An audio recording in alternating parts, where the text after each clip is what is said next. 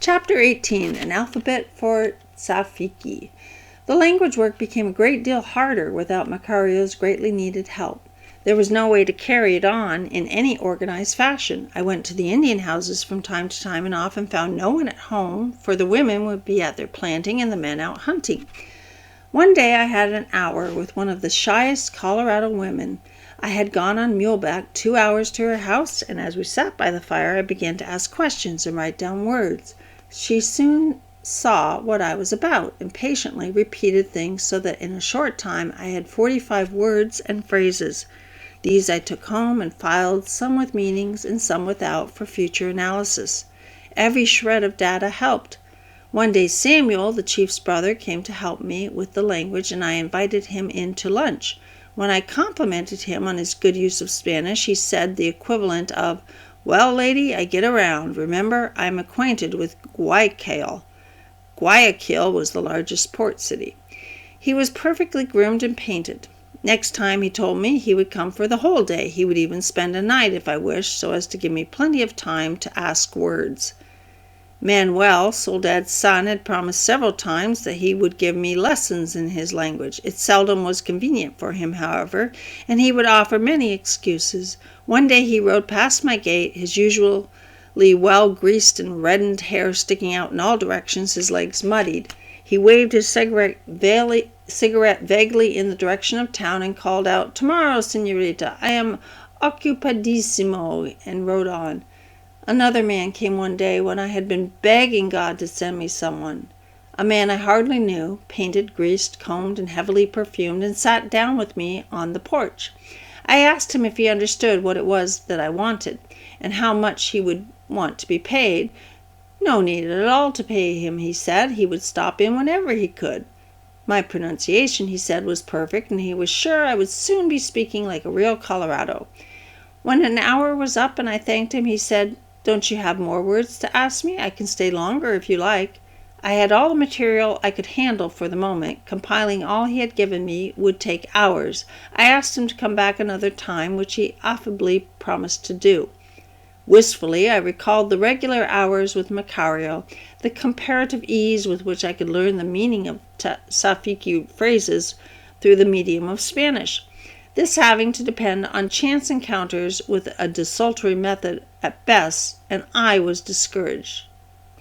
When, on a Sunday morning, 2 Colorado women came into the clearing to ask me if I would accompany them on a trip to Quito, I packed up at once.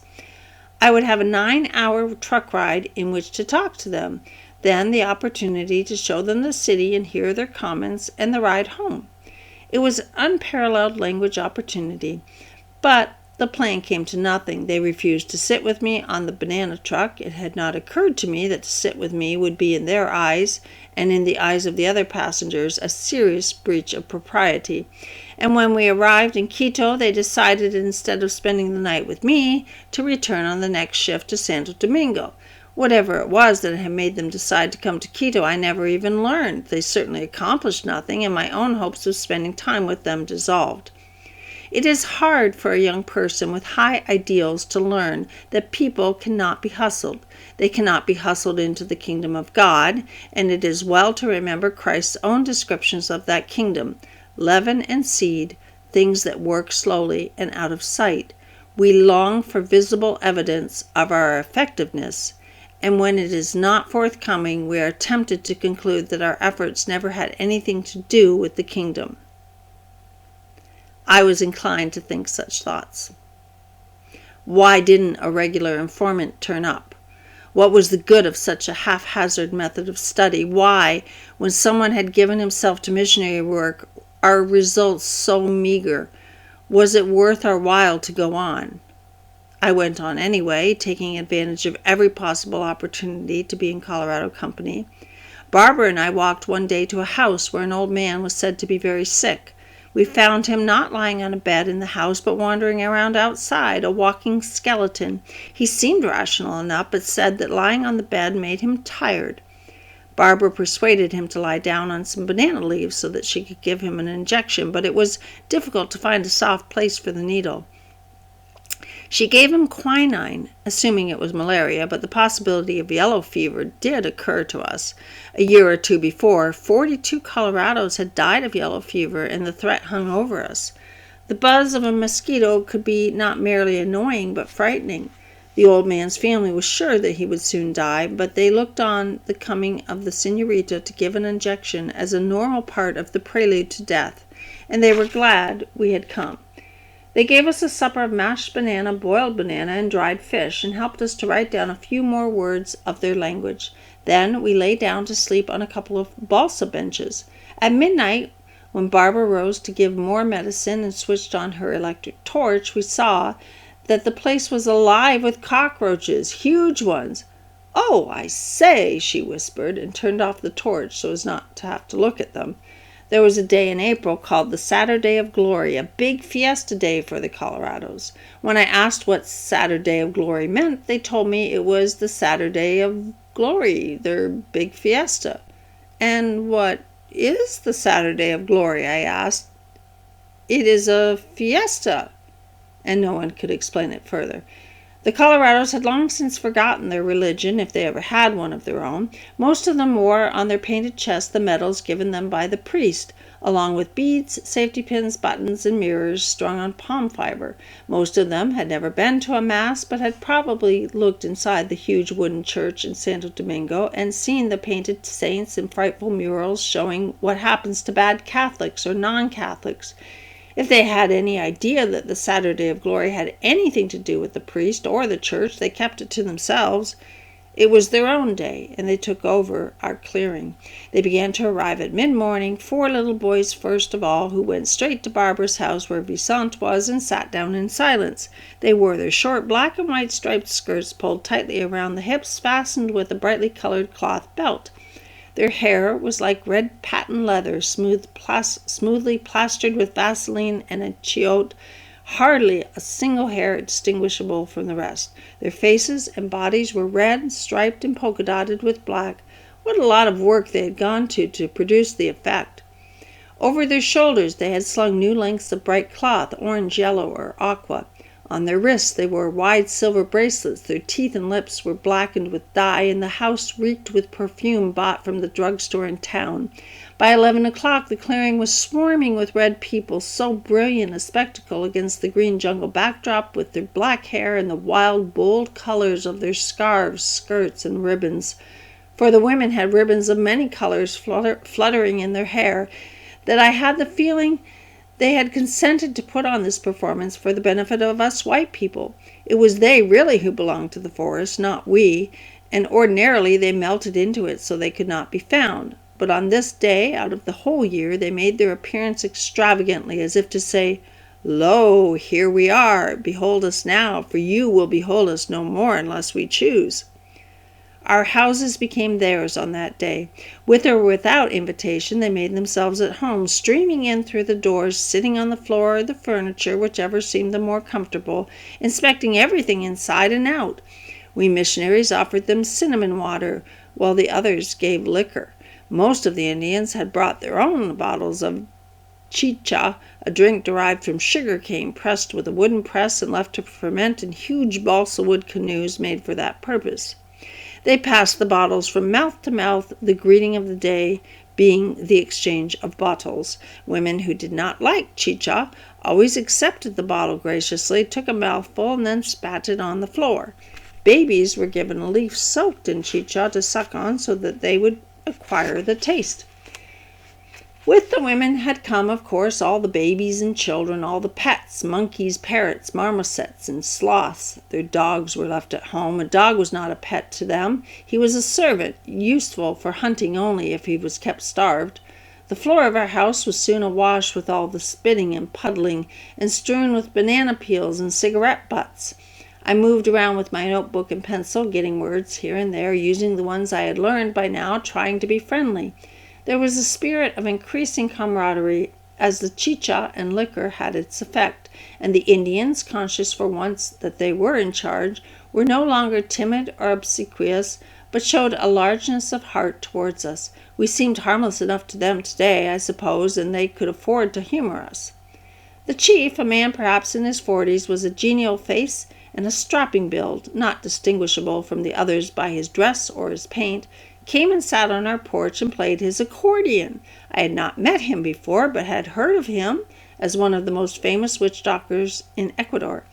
It was said that Indians and white people came from Colombia and Peru to be treated by him, and Doreen found that he could discuss anatomy almost as knowledgeably as doctors in England.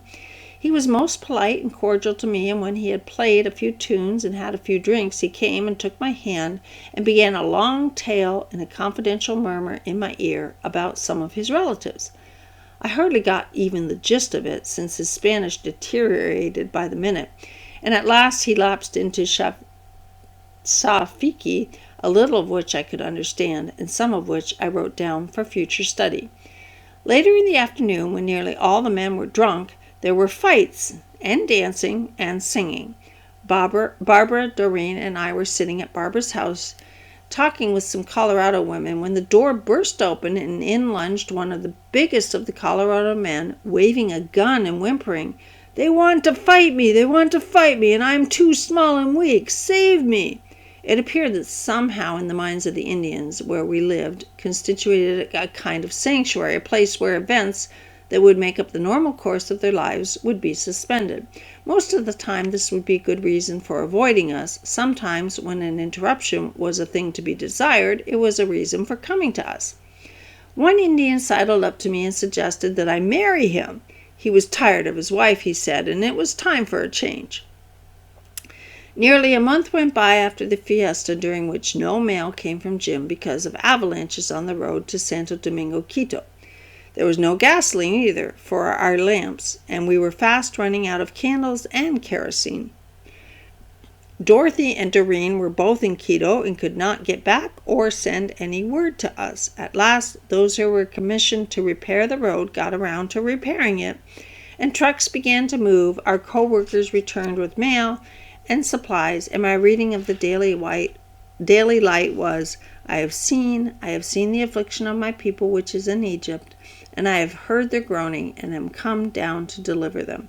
It is astonishing how easy it is to see oneself as in the bonds of Egypt's Israelite slaves, even in the bonds, if the bonds are nothing more than a few weeks' isolation and inconvenience. It is a merciful Lord indeed that sees that sort of affliction and hears those pusillanimous groans. There failed not aught of any good thing which the Lord had spoken unto the house of Israel. All came to pass, and it shall be said in that day, Lo, this is our God. We have waited for him, and he will save us. So read the Daily Light. We were doing a lot of waiting, as always, in San Miguel, but I was waiting to get out of there and get to where I could study Quechua. In May, Jim and I went and met in Quito again, and together rode a banana truck to Santo Domingo, horses to San Miguel, where he spent a few days. He preached in the Sunday meeting and made friends easily with our congregation. The women were extremely pleased to meet my novio. We had some pleasant evenings sitting on the railing of our back porch together, watching an apricot moon float above the mystic trees of the plaza where the old white ox munched softly. Dorothy's suitor visited her during this time, and we said, "Be careful, give him a chance to prove his conversion." She was satisfied that he had, and told him the next day she would marry him. I rode back to Santo Domingo with Jim and watched him disappear up the road in a truck, feeling for what seemed the 100th time the desolation of not knowing when I would see him again, not knowing what his plans were, or how high on his list our marriage might be.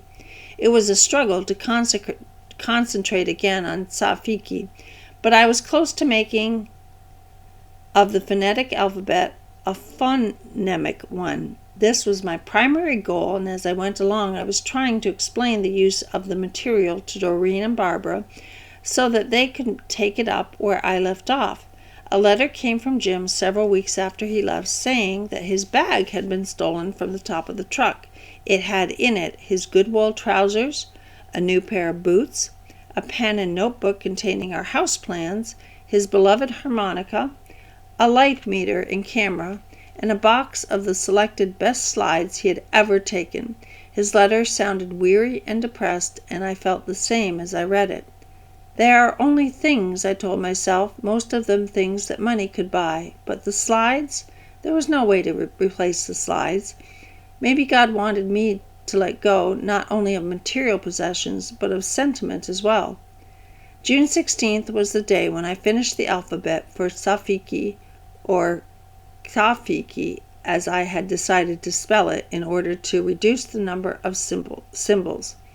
Instead of feeling triumphant, I was aware that the job had taken me longer than necessary, and I felt guilty for having allowed so many things to distract me. My labor turned to dust, I wrote, and then I read the day's portion of Daily Light, which said ironically, I have fought a good fight, I have finished my course, I have kept the faith. O Paul, O noble apostle, I feebly struggle, you in glory shine. And I thought then of a gospel song, shall I empty-handed be, when beside the crystal sea I shall stand before the everlasting throne.